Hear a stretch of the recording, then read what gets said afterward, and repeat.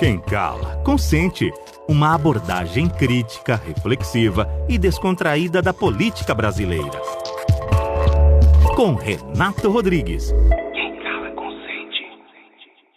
Queridos ouvintes do podcast Quem Cala Consente, voltamos para o segundo bloco desse episódio número 11, edição super especial, com convidados super especiais, entre eles, entre esses convidados está a doutora Fátima.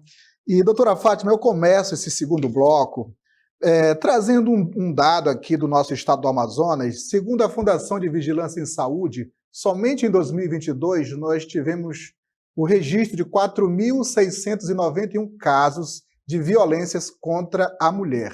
Desse quantitativo, nós tivemos 26% aproximado de pessoas entre 10 a 14 anos. Aí vem a pergunta, essa realidade, essa configuração, se deve a que problemas, a que fatores sociais, históricos, antropológicos que contribuem para essa problemática estrutural, professora?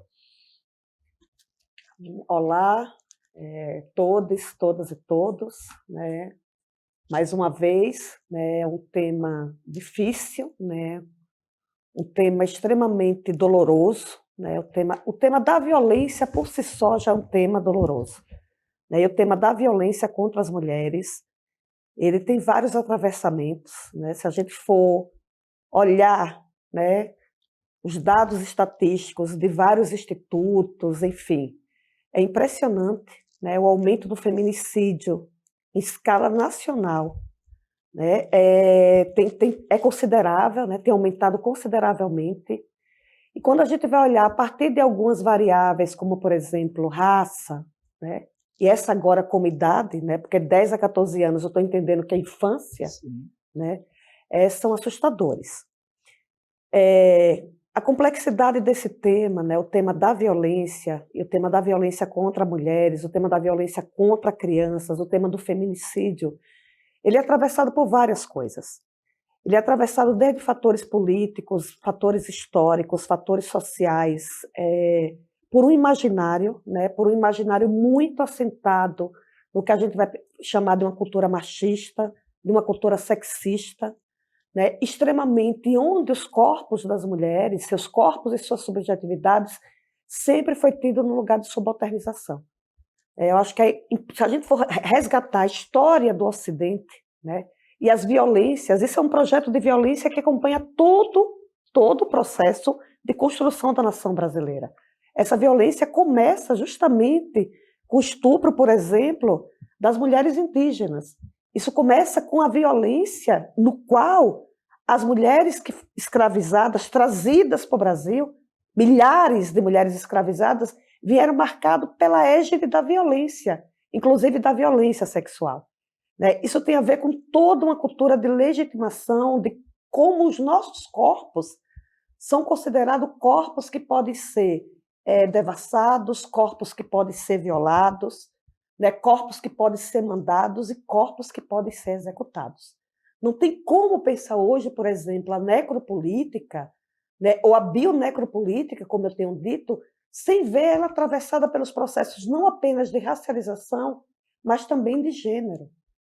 Os assassinatos de mulheres, se a gente for perceber, de muitas mulheres, inclusive das mulheres ativistas, onde a gente tem o assassinato da Marielle como um assassinato com uma projeção internacional, mas agora, recentemente, o assassinato da Iá Bernadette.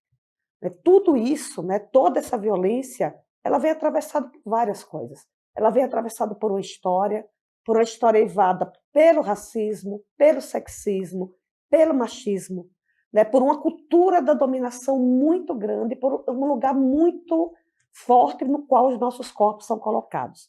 A mulher não é vulnerável, as mulheres não são vulneráveis. Nós somos colocadas em posição de vulneração. E a vulnerabilidade das mulheres depende. Então, olhar para o contexto da Amazônia precisa olhar para várias coisas. Olhar para esses dados, precisamos pensar onde é que está a predominância da violência contra a mulher aqui, como é que esses casos têm acontecido. Então, tudo isso pede que a gente olhe com mais acuidade essa questão que, para mim, é um problema gravíssimo, inclusive, eu diria hoje, de segurança pública, de saúde pública brasileira, é um grande enfrentamento nosso hoje. Nós somos um país que mata extremamente as nossas mulheres, que violenta de forma extrema as nossas mulheres, que violenta de forma extrema as nossas crianças e principalmente as nossas meninas. Então a gente precisa se colocar. Uma coisa muito interessante é que quando você vai olhar, né, desde a Lei Maria da Penha, isso tem aumentado consideravelmente. A gente precisa coibir esse aumento de maneira significativa, mas é um processo muito urgente de desmobilizar e desmontar a forma como culturalmente e socialmente a gente tem se constituído. A gente vai precisar enfrentar isso no processo educacional, no processo de formação. E quando eu digo educação, não é apenas educação escolar, é educação dentro de casa, é rever essa dicotomia do masculino e do feminino e de como a construção do feminino ele vai operando. Talvez é um dos temas mais duros, que às vezes se naturaliza de uma forma muito grande e que é assustador. Chega a ser, né, toda semana, há pelo menos na mídia, um grande caso de extrema violência contra as mulheres. Então isso é muito assustador. A gente precisa, enquanto sociedade, enquanto homens e mulheres, né, tá trabalhando para desconstruir a forma sobre a qual os papéis de gênero estão assentados em relações muito profundas de poder que legitima a possibilidade que você pode retirar, inclusive, a vida dessa mulher. E dizer que essa violência não é só uma violência física, ela é psicológica, ela é patrimonial. Então, você rasgar, você trancar as mulheres em casa, o cárcere privado, né, você rasgar documento, rasgar, né, deter objetos pessoais, destruir objetos pessoais. Então, tudo isso são formas de violência. A pergunta é que sempre me faz colocar, né? Porque a pergunta é central, o que é que coloca alguém numa posição que se vê legítimo de exercer sobre os corpos das mulheres um lugar desse da violência? É essa subjugação que a gente precisa desconstruir a partir de outro lugar. Então, é um processo educacional, cultural, porque precisa mudar as relações de poder. Então, é muito profundo. Olha, e abrilhantando aqui também o nosso episódio está o professor Dr. Otávio Rios, ele que é docente da Universidade do Estado do Amazonas, foi também o primeiro coordenador do PPGIC e é o diretor da Escola Normal Superior e, diga-se de passagem, diretor eleito pela comunidade e está conosco nesse episódio. Professor, tudo bem? Seja bem-vindo. Obrigado, Renato. É um prazer estar aqui neste episódio super especial realmente do podcast Quem Cala Consente. Está aqui acompanhado da professora Fátima Lima, né, que lembrou muito bem, nós não calamos e, portanto, não consentimos, e trazer a oportunidade de gravar esse podcast, né, fazer com que milhares de pessoas que, não apenas os estudantes, professores, a comunidade acadêmica da UEA, tenham acesso a esse material, mas qualquer pessoa nesse país, quem sabe no mundo, porque este tema, e eu posso dizer sem dúvida que o tema desse episódio número 11, ele é fundamental para que nós possamos melhorar enquanto sociedade. Nós não poderemos ser uma sociedade mais justa, mais igualitária, se nós não enfrentarmos as diversas desigualdades e o que decorre, né, todos os impactos dessas desigualdades. Então, para mim é um privilégio, né, estar aqui agora nesse novo formato do podcast, integrando o nosso programa de extensão Observatório da Cidadania e Relações de Poder, que é o braço extensionista do PPGIC, o nosso programa de pós-graduação. Quiser fazer uma pergunta direcionada à nossa convidada, pode ficar à vontade, professor. Perfeito, Renato, eu tenho sim, né? Acompanhei a primeira parte do episódio, né? E eu gostaria de conversar com a Fátima um pouco sobre o nosso momento atual e também sobre o futuro, né? Porque eu penso que refletir, agir, né, sobre o que nós podemos fazer em relação a essas desigualdades, essas violências, esses enfrentamentos para o futuro, também é papel da universidade pública, gratuita, de qualidade, socialmente referenciada. né? Eu me coloco também sempre neste papel, né, de entender que é um coletivo, a universidade é um coletivo de pessoas e que precisa atender a essas demandas da sociedade, que são demandas cada vez mais emergentes e urgentes, né? E, Fátima, nós estamos em vias de realizar o nosso 7º Encontro de Perspectivas. É um evento que já é realizado há 10 anos, este encontro de perspectivas, o de número 7º, né? 7, ele marca os 10 anos desse evento, que tem a coordenação geral da professora Jemima Silva, que vocês ouviram agora há pouco. E o tema deste evento vai ser cultura, democracia, relações de poder e a vertigem da democracia, né? Então, nós experimentamos, na última década, uma verdadeira vertigem da democracia. E eu diria até mais, essa vertigem alimentou um ódio imenso, né? Esse ódio, naturalmente, vai impactar nessas relações sociais, nessas relações de poder, que se tornam cada vez mais violentas, e passa a impressão que nós temos é que muitos desses agentes se sentiram um pouco mais à vontade para serem, de fato, opressores, né? Se sentiram com carta branca para oprimir ainda mais. Não é que não havia, é que ainda mais.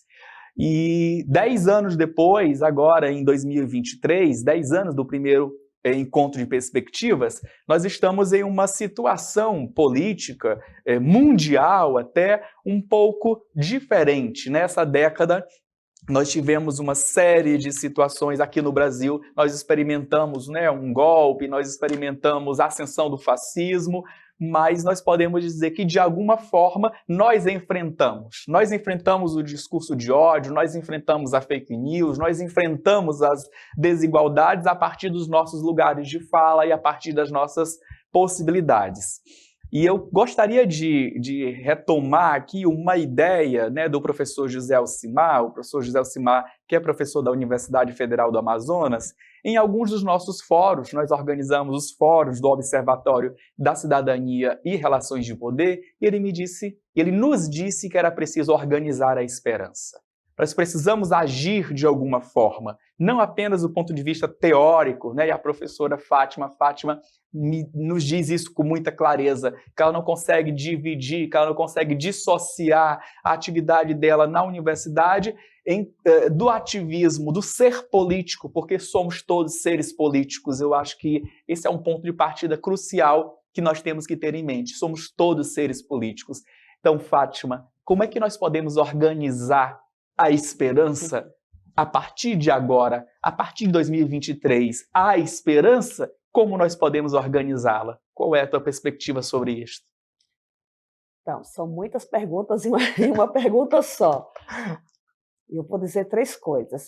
Primeiro, eu quero dizer como é fundamental trazer o tema da democracia e o tema da democracia em vertigem. Eu gostei dessa ideia da vertigem, né? Porque como é que a gente sai de uma vertigem depois, né? O que é a vertigem? A vertigem é um estado de desequilíbrio, né? Quando a gente tem uma vertigem, então é algo que, né, há um tempo atrás eu dizia que é como se fosse um colapso. É uma democracia em colapso, uma democracia em vertigem. E o mais vital, talvez, é enfrentar, né, que o que alimenta a vertigem dessa democracia em vertigem é que ela ainda mantém uma relação profunda com a subjugação de uma grande parcela significativa da população. Como é que a gente pode pensar em democracia se ela se alimenta da subjugação racial?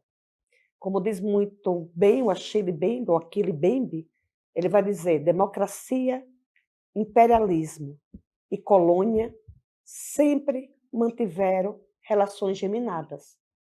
Então, acho que isso é fundamental.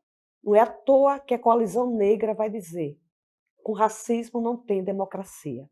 A democracia tem um lado noturno, ela não tem só um lado solar. A gente precisa enfrentar o lado noturno da democracia. Isso é um ponto importante.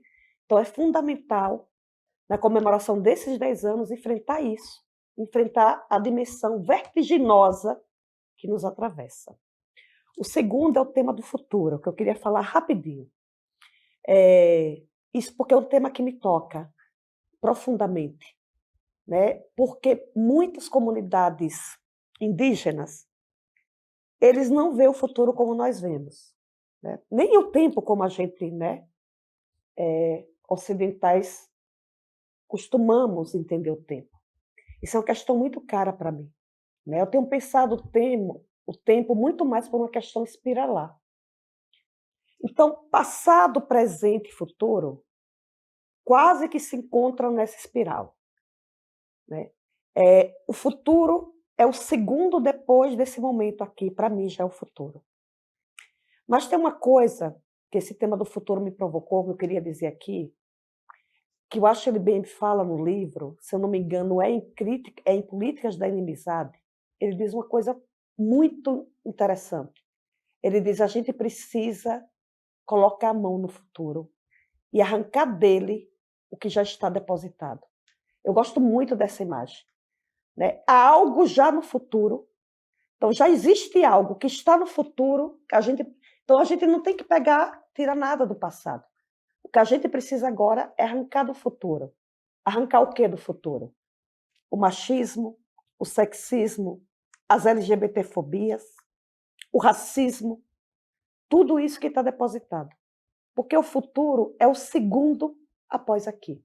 Então, esse é um tema, Otávio, muito, muito caro para mim, porque eu entendo hoje o tempo como cada vez mais espiralar. E o terceiro, que eu acho que é esse grande tema da esperança, né? Que também já perpassou muito das minhas inquietações, indagações, falas, inclusive, né? Às vezes você vai para um evento, eu já saí de algumas falas pensando, gente, preciso ter mais força para acreditar com muita força nisso que eu estou dizendo. Porque os últimos anos que nós vivemos, essa era pandêmica, né, tirou muito da gente uma energia vital. Então, pensar da esperança, na desesperança, eu vou dizer algumas coisas por onde eu andei, né? Durante algum tempo, eu desisti de pensar na esperança. E comecei a dialogar muito com uma grande pensadora que eu gosto, uma pensadora não binária, uma bicha não binária, que é a J. Mombassa, num livro que se chama Não Vão Nos Matar Agora. Né? Olha só que profundo. Já nos mata, mas não vão nos matar agora. Que ela diz algo como caminhar com pessimismo vivo. Durante um certo tempo, eu gostava dessa ideia. É a ideia de ser pessimista e estar viva. Aí, durante algumas falas, eu levei essa ideia. Em alguns momentos, eu tive pessimista. Mas todo momento eu estava viva ali. Alguns momentos desesperançada, mas eu estava viva ali. Mas, ultimamente, eu retomei uma coisa que me marcou profundamente, né? Que, com isso que eu acho que eu quero colocar, que é o James, aquele ator, né, americano James Baldwin, que é do filme Não Sou Seu Negro. Tem imagine, que viveu todo o processo do apartheid nos Estados Unidos. Tem uma hora do documentário Não Sou Seu Negro que a entrevistadora pergunta para ele se ele tem esperança. E foca a câmera no rosto dele. Imagina, né, um homem negro, melaninado, pigmentado, vivendo toda a violência de um processo de apartheid, perguntar se ele tinha esperança. Ele responde algo mais ou menos assim: eu estou vivo. E a vida não pode ser uma questão da academia. Por isso eu tenho esperança. O que ele queria dizer com isso? Eu tenho esperança não porque eu acredito nas teorias ou acredito que a academia vai resolver. Eu tenho esperança porque a esperança que eu acredito, e talvez organizar a esperança seja organizar isso que eu entendo, é a esperança de que cada corpo que já está dado como corpo morto insiste em se fazer vivo. É só olhar a realidade aqui de Manaus. Né? Quais são os corpos que já nascem sob a égide de que não são para viver? E esses corpos vão lá e dizem todos os dias: eu estou vivo, queira você queira ou queira você não queira. Para mim, esse é o sentido mais profundo de esperança. Por isso que a esperança não pode ser uma questão da academia, A esperança precisa ser uma questão da vida. São essas vidas que temem viver nesse mundo em ruínas que me devolveram a possibilidade de falar da esperança, só que hoje de um outro lugar. Olha que interessante, né? Gente, queridos ouvintes, nós fomos presenteados com essa temática, com essas palavras, com esse debate enriquecedor, né? Com essa entrevista que contribui de forma didática, pedagógica, né, para o fortalecimento da sociedade. E essa proposta, né, do nosso podcast, levar informações que possam contribuir para o bem-estar da coletividade, que possam contribuir para o entendimento, né, de cidadania, de participação, de pertencimento.